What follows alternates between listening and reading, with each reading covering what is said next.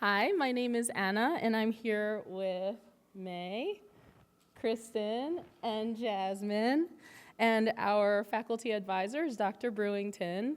And we'll be presenting our research to you guys, navigating the shifts in OT academia, educators' perspectives on the potential MSOT to eOTD transition.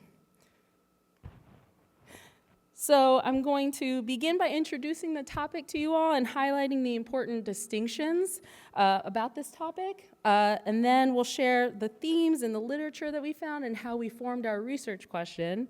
And then we'll present our research methods, the data, and our analysis. And then we'll close with our limitations and conclusions.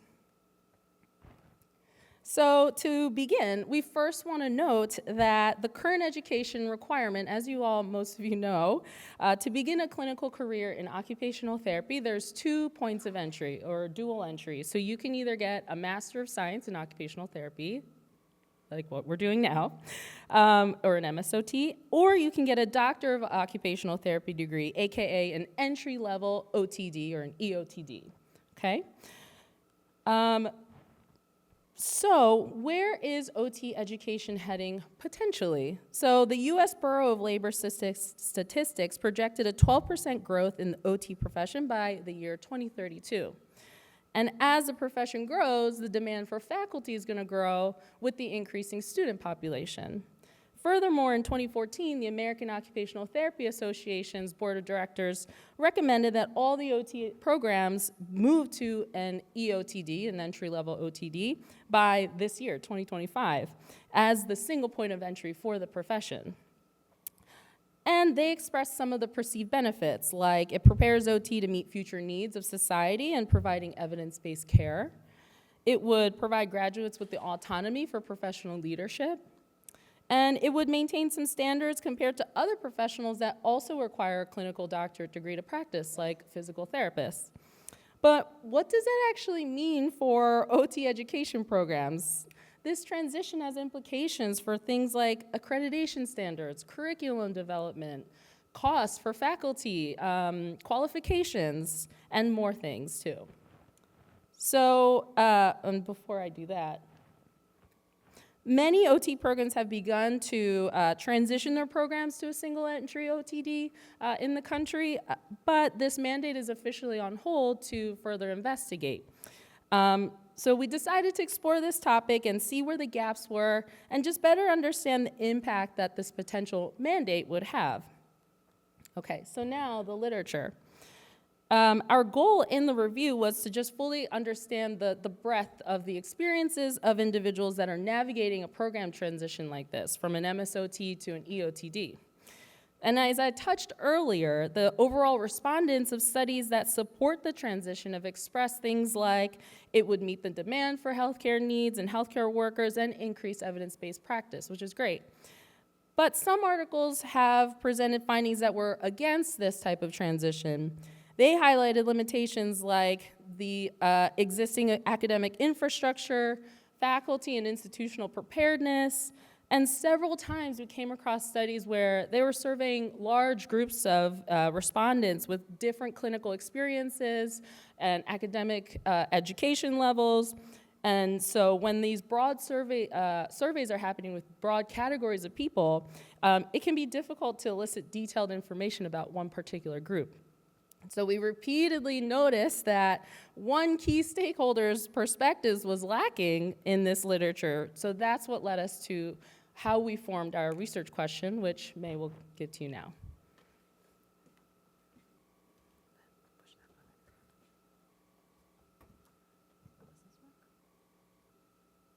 Sorry, I'm a shorty, so I have to put the mic works in this thing. Thank you. Okay, so our research question, which is right up here. What are the perspectives of OT educators regarding a perspective shift from an MSOT to eOTD transition, and how can this inform future programs to better support their educators? A widespread transition of OT education programs from an entry-level MSOT to an entry-level OTD affects OT educators, students, and universities currently offering both degrees. A comprehensive understanding of OT educator views and experiences are important because Their perspectives will shape the curriculum, student academic success, and ultimately the ability for students to transfer their learning to clinical practice.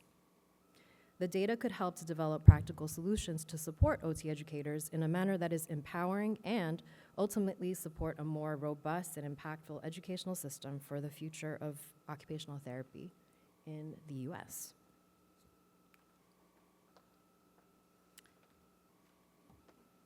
So our study participants consisted of 32 educators of an accredited PPOTD, eOTD, or MSOT program in the United States, which aligned with our inclusionary criteria. We utilized a mixed method design survey via Qualtrics, which was submitted through email to numerous accredited occupational therapy programs and posted to AOTA's Commune OT forum. Submissions were accepted from September to December of 2024. Qualitative data was manually analyzed to identify recurring themes and patterns with open-ended responses. A thematic analysis approach was employed to extract meaningful insights and categorize responses based off of emerging themes. Quantitative data was analyzed separately using appropriate statistical techniques, including descriptive and inferential statistics, to summarize trends and evaluate potential relationships within the dataset. Our average participants are as follows. 21.2% of participants are from New York. 56% of our participants are 45 years and older. 23% of our participants were white. 94% of participants were female. And 41% of participants had 10 or more years of experience in the field of academia. Okay, so for our quantitative results of our survey, we had the participants utilize a Likert scale to express how they best felt about the following statements. The first statement is as follows: I feel that my level of academic education would be or is sufficient to teach at the eOTD level. 92.9% of faculty felt competent in their positions based off of their level of education. The next statement was, I believe that an overall work-life balance is critical when working in academia. 92.8% of educators felt that having a strong work-life balance is imperative to their performance as an educator. The last statement is, I feel that it is necessary for the OT profession to progress toward a terminal eOTD degree. 78.6% of educators either disagree or are unsure if a program transition towards an OTD degree was or is necessary. For our qualitative section of the survey, we had participants input an open-ended response for the following questions. The first question being, how did your institution prepare you to teach eOTD students compared to MSOT students? Some participants were given resources to advance teaching, such as faculty retreats and mentorship opportunities between senior and junior faculty, while numerous others did not receive any sort of preparation from their program. The next question asked was, what are the challenges in faculty preparedness at your institution when transitioning to an eOTD program? Participants expressed that some factors, such as having a small faculty staff, balancing teaching while developing new courses, and lack of involvement in development in curriculum were all challenges that they had faced during a program transition. And the last question asked was, name any motivating factors or deterrents to job satisfaction in your current position. Some motivating factors that the participants felt were pride in their positions as an educator in the occupational therapy field, as well as collaboration and communication between faculty members. While some deterrents were that they had felt were high workload, understaffing, and feeling uncertain about the direction of the profession. So just to summarize all of the slides that Jasmine just brought us through, participants reported feeling frustration and reduced job satisfaction due to limited institutional support, the lack of resources for developing faculty, minimal involvement in program development, feeling overwhelmed, uncertainty with the general direction of OT academia, and the lack of administrative transparency. Factors that contributed to help educators feel supported, though, through the program transitions include strong peer collaboration, faculty cohesion, work-life balance, the ability to dedicate time to focus on OT pedagogy, and administrative institutional support, as well as mentorship. So amidst the myriad of programmatic changes many OT departments are undergoing towards an eOTD, our study found, a mix of reasons educators are feeling frustrated or supported through this transitional time. The themes uncovered in this study reflect that job satisfaction is comprised of many different elements for OT educators. It showed us that increase in pay alone did not lead to job satisfaction or buy-in regarding a shift towards an eOTD. Referring back to a statistic that Jasmine highlighted for us, 92.9% of respondents felt that their own academic education is sufficient to teach students at a doctorate level. So what this showed us is that while respondents expressed feeling unprepared to transition from teaching a master's to a doctorate level, it was not due to feeling incompetent or lacking in their own educational background. There were some respondents who, faced with mounting difficulties in their OT programs, left or were considering leaving their programs. At face value, this seemed to indicate a negative response, and yes, it certainly does call into question how the kind of data that we're finding might relate to how to address OT staff retention. However, one respondent expressed excitement at the opportunity to shape a new program as a program director in the OT department at their new institution. So what this showed us was that at times, working conditions perceived to be poor or unsatisfying can serve as catalysts for educators to enact systemic change. Overall, the data from this study provides valuable insight into how institutions can better meet the needs of OT educators, as well as specific ways in which educators are already currently empowering themselves to sustain fulfilling careers in OT academia.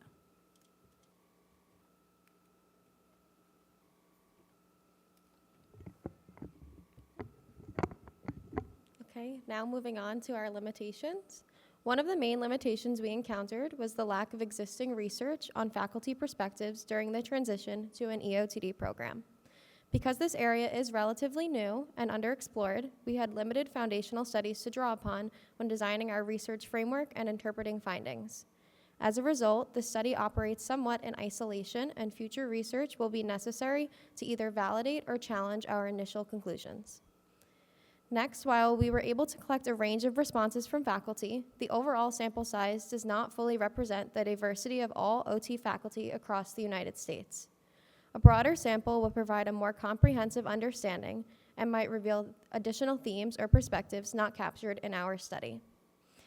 Thematic analysis is a key method in analyzing the qualitative data collected, inherently involving a degree of researcher subjectivity. Despite efforts to maintain rigor and reduce bias, the findings ultimately reflect the researcher's interpretations. Different researchers might identify slightly different themes based on their own perspectives and backgrounds, which is an important consideration when evaluating the validity and transferability of our results. So, in conclusion to our study, we found 3 overarching themes. Throughout this study, it became evident that faculty voices have often been underrepresented in conversations about this transition. Many faculty members expressed that they felt excluded from the critical decision-making process. Moving forward, it is essential that educators are included early and consistently in these discussions to ensure decisions reflect real-world challenges and insights.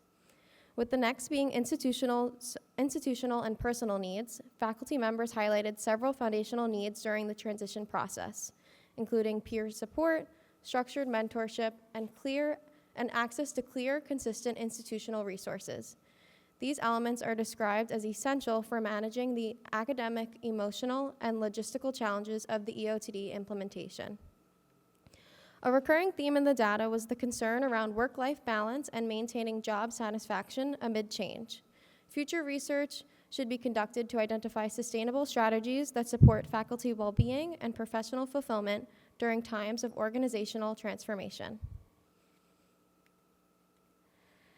As for our final reflections, the recommendations for future studies, one key opportunity for future research includes that it should track educators who were initially enthusiastic about this transition but lacked the institutional support. Longitudinal studies can reveal how their perspectives, support systems, and professional outcomes evolve over time. Additionally, developing and evaluating inclusive faculty support strategies, such as peer mentoring, leadership training, and wellness initiatives, can enhance faculty well-being and improve training for the future occupational therapists. To strengthen further studies, we recommend requiring complete survey responses to ensure data integrity and consistency. Additionally, utilizing advanced analytical tools such as SPSS or Atlas can help researchers identify trends with greater clarity and reliability. Ultimately, as the profession continues to shift, research that prioritizes educator voices, evaluates institutional readiness, and promotes inclusive academic environments will be critical. Faculty are not just implementers of the curriculum, they are architects of the profession's future. Supporting them effectively ensures that both educators and students thrive in this evolving profession. So here is the QR code for our references. And we'd like to thank our study participants and the SUNY Downstate OT program for your continued support. A special thank you to Dr. Brewington, our faculty advisor, for your continued support and guidance. Thank you all, and we're happy to take any questions.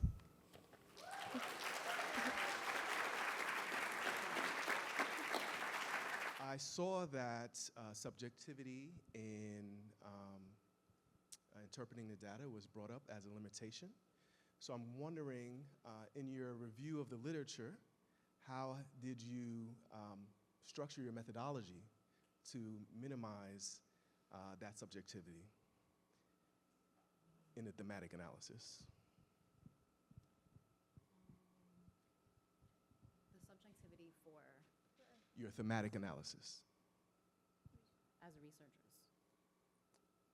I mean, Yeah. You mean like, oh, the themes, okay. No, that was actually the funnest part of our process, right? So, yes, so we compiled, especially for the qualitative answers, there were, people really wrote in kind of a lot. And so what we did was, since we didn't use SPSS Right. or Atlas, we pulled similar or repeating phrases, words, language, and key terms that were repeating and grouped them together and kind of went from there, I think. we even had a moment where at some point we had these crazy looking charts, like on rolls of paper where we were manually crossing out. Yeah. It really was the funnest part of our research, I think. But so that's how, and we were able to distill it down to, though, actually quite a few themes that kept coming up. We filtered it down from larger themes and filtered it down into, these three to four overarching themes.